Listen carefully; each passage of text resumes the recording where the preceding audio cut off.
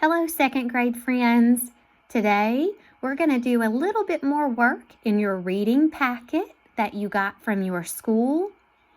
Today, we're going to find the section titled Levers and Pulleys. I'll give you a second to find that page. What we're going to do today is go through and listen as I read you the story. Then we'll look at some questions and answers together. And after that, I'll stop the video and I'll give you some time to go back and reread this story on your own and try to answer those questions. When you've done that, you can play the second video. In the second video, you'll hear me taking you back through this story and we'll answer those questions together and you can check your work. Now today, before we read, I want to look at a picture together. Talk to someone around you or talk out loud or think to yourself, what does this picture, what does this sign tell you? Right. If you said this sign means there are deer crossing the road, you're exactly right. The interesting thing is that you found that information from the picture. There's no text or words here to tell you. You read the information from the picture. And stories are exactly the same. In a story, as you read, you gain information from the words or the text. But you can also gain lots of information from the pictures and diagrams that are included. Today, as we read Levers and Pulleys, I'd like for you to pay close attention to the pictures and the captions. We're going to be using those to answer some questions. Ready? Here we go. Levers and Pulleys by Julian Green. What is a machine? You might think it's something that has a motor, but a machine is any tool that helps us move things. Two simple machines are levers and pulleys.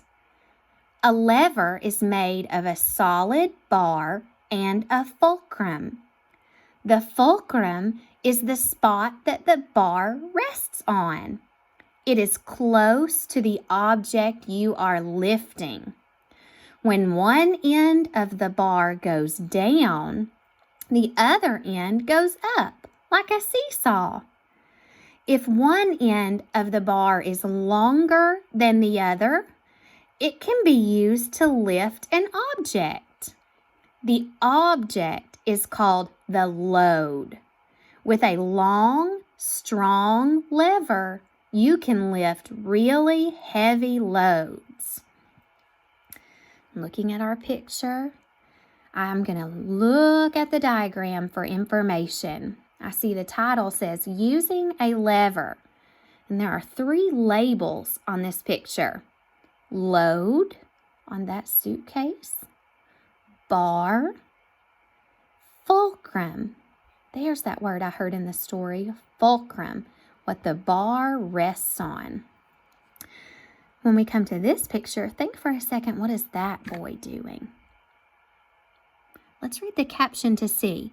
This boy uses a lever to lift a heavy rock. So both of those pictures give you information that adds to what you read. Let's go past our picture and keep reading. A pulley is another kind of machine. It can also be used to lift a load. It is made of a rope and a wheel. The rope passes over the wheel. When you pull down on one end of the rope, the other end goes up. If something is tied to the rope, it goes up too. You might have window blinds that work this way. Let's pause there and look at that. You might have window blinds that work this way. How many of you have blinds like this at home, where you pull to lift the blinds? If so, you've made a text-to-self connection. If something is tied to a rope, it goes up. You might have window blinds that work this way. When you pull your blinds, you're using a pulley. Machines like this have been used for thousands of years. Many of today's biggest machines are still based on levers and pulleys. So let's not leave this page without using the diagram in the picture. Using a pulley. Wheel, rope, rope, load. Now I see the arrows show me that when this end of the rope goes down, this end comes up.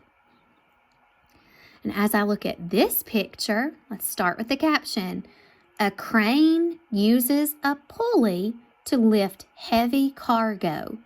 Now these two machines look very different, but if I look carefully at this arrow, well look, that's the same as the rope on my pulley. This is just a large pulley.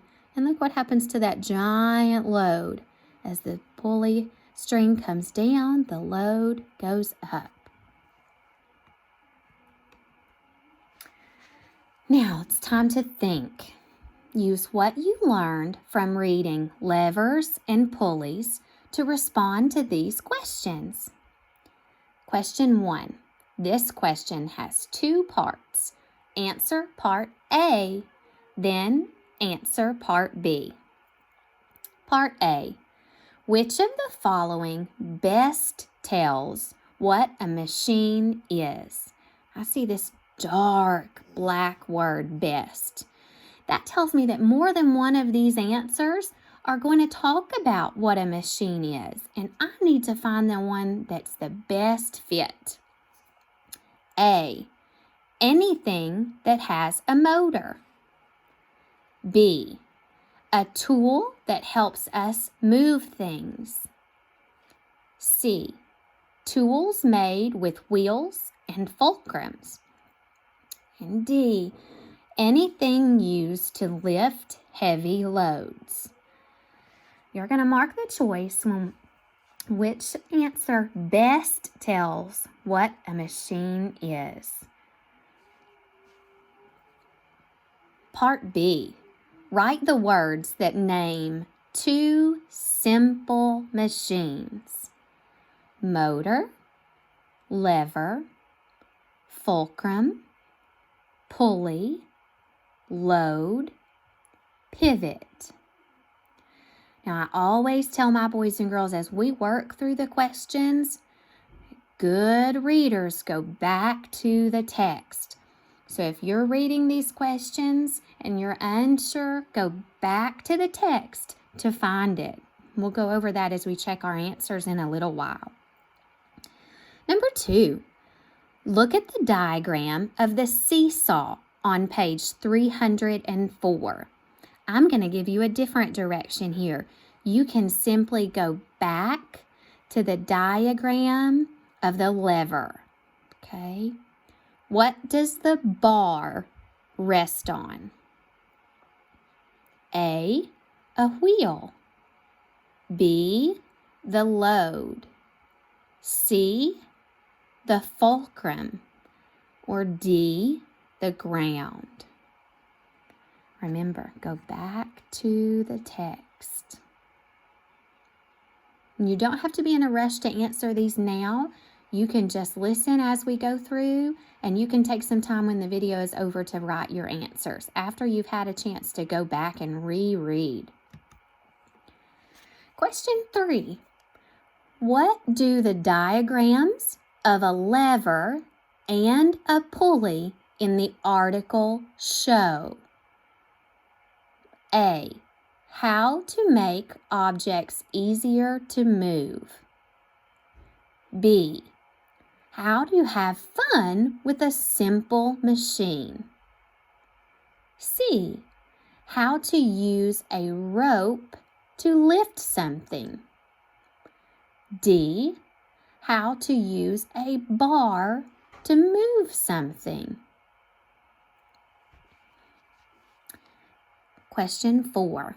Look carefully at the picture showing a person moving a rock. So you're going back to the first page to the picture of that boy. What does it show about using a lever to lift something?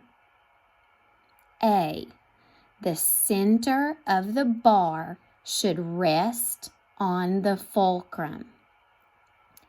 B, the bar should be long and heavy. C, the fulcrum should be closer to the person. Or D, the fulcrum should be closer to the load. We're going to go back and look at that picture and reread those choices again. Question 5. How do the text and the diagrams help you understand the meaning of load? So you're going to think about, how did the text, the story, and the diagrams or pictures, how do they help you understand what is a load? You're going to write your sentence here. Remember, good writers always start with a capital letter and end with punctuation. Number 6, how does the diagram of the pulley help you understand how to use a pulley? A, it shows how to attach the object to the rope. B, it shows how pulling down on the rope lifts the object. C, it shows how fast the wheel has to turn. Or D, it shows how hard a person needs to pull. Okay, now you can pause after each question to answer, or like I said, you can go back when we're done. Question 7. Write the parts below under pulley or lever. One part will be used twice. So when it says parts, it means these words. You're going to read these words. If the word belongs to a pulley, you're going to write it here. If the word belongs to a lever, you're going to write it here. But listen to that clue. One of them will be used twice. Now, we're going to take a second and write an answer. Here's your question. How are levers and pulleys used to move things? How do you use those to move things? You can take a second when we're done and scratch some notes on the side to pre-write. Okay? When you're ready to write your answer, starting with that capital letter and ending with punctuation, you're going to explain how levers and pulleys are used to move things. You can use your list or your scratch notes and information from both the article and the diagram in your answer. So again, they're challenging you. Go back to the text and the pictures as you write. There's space here to write, and there's also a little bit of space on the next page. And then we get to question 10, which is your learning target. For this one, I'm just going to ask you a question. You're going to really think about the best fit answer. How does looking at the pictures that go with the text help you better understand what you read? And that goes for any story you're reading. How does looking at the pictures of a story that go with the text better help you understand what it is you're reading? We're going to jot down what you're thinking here, again, with a capital letter and a period. So now what I'd like for you to do is stop the video, and you're going to go back, read the story on your own, go back and answer the questions. And when you've done that, you can start the next video where we'll go over the questions and the answers together.